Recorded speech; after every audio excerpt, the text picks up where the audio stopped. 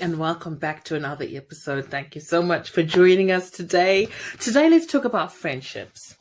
Friendship is one of the most special and magical things that you can have, relationship-wise, because you're not really necessarily related to the person. You choose to be around the person, and there is no romantic expectations whatsoever. Now, if that's not a good deal, like, I don't know what is. For real. But what's really difficult is to be able to differentiate sometimes between what is a real friendship and what is a user-giver friendship situation.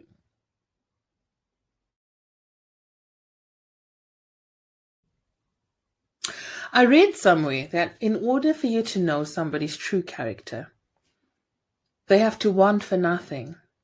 You see, now, human beings are such intelligent creatures. Like, if somebody needs something from you, obviously they're going to be really nice and really kind and really accommodating and compromise and all of this stuff. But if they don't actually need or want anything from you, that is when you can actually see whether or not somebody is a true friend. And there's been so many instances, if I sort of stop and look back in time, there's so many instances where you feel that perhaps people are your actual friends, but then you realize that they actually not. They're actually not.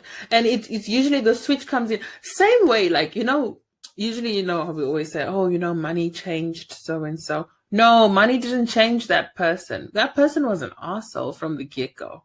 That person was an arsehole from the get-go. The only difference is they knew how to mask it because they were trying to gain something from you. They were trying to, one up or use you as a stepping stone, or use you because they needed to sleep on your couch, or use you to get to whatever it is that they wanted. And now that they've attained whatever it is that they want, they got no use for you.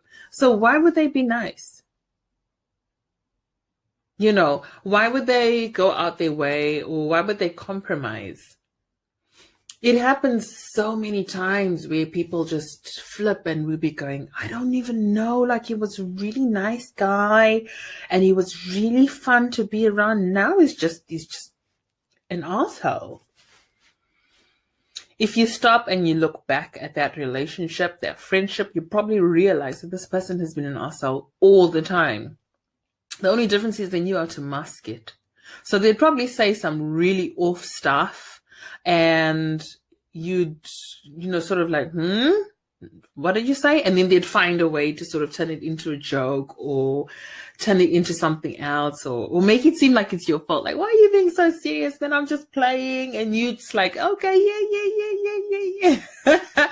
The best way to actually know somebody, to truly know a person, whether this person is a friend or a potential partner, but the best way to truly know them is when they don't actually want or need anything from you. So if you do have any friends or whatever, I'm not saying go out and test people. No, don't do that. But observe. Be observant. Observe the things that they say. Whether it's said in jest or not. Observe the way that they behave. Especially when it comes to people who use other people. You'll find that they don't necessarily want you gelling with the other friends. They don't really want you around their other friends, because usually there's a persona and they have specific persona, or they've got a specific way of behaving that they employ depending on the company. And what they don't want is they don't want you to come along and then you sort of infringe on their little charade, really. They don't want that. You know what I mean? Because you're going to blow the cover, and they don't want that. So what they do is they keep everybody separate. Now, yes, I know. Some people don't like mixing friends. I know. I hear you. because of whatever hurt, whatever trauma, whatever your mom taught you. Yes, I know. But you can still observe the way people behave around the other friends. It's really, I find now that in retrospect, it's really important to just to see the way people behave around different people. Because it could be that maybe if you're around me and you feel like you have to talk about, I don't know, whatever it is, and then maybe you're around somebody else and you are the complete opposite. Maybe I like talking about documentaries. So whenever you're with me, you always talk about documentaries. But whenever you're not with me, you talk shit about documentaries, like documentaries ain't shit. For me, that's really important to know. Like, two-faced people, no.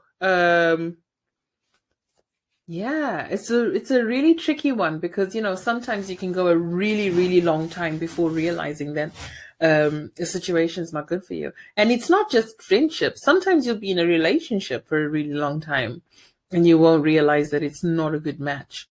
Our lives are so exciting. And then you come back in. You know what? I actually want it to be a thing. Who do I need to write to? Let's start a petition. I would love there to be a recess for adults every single day at a certain time. And if you're somebody who goes to work, we do not count lunchtime as recess time, okay? No. We're adulting in a new way, okay? Going forward, it's 2019, people. We live in the future. We are the future. Hey, that works. No, but you know what? You know what I mean? Anyway, tell me about your experiences. And especially if you've been friends with somebody for a very long time. I really, really, really love to know more. Thank you so much for watching the video today. Click subscribe. Please be sure to do that so you can see all the latest videos as soon as they come out at 5 p.m. on a Sunday. And make sure you share on Twitter, on Facebook, all the usual spots on Tumblr, wherever you're at, like Reddit, look, wherever you're at, just make sure you're here. In fact, if you want, you can even like walk around with a pen and paper. Then if anybody asks you if you have anything interesting they could watch, write down Uthando Network and give them. Thank you so much. See you next time.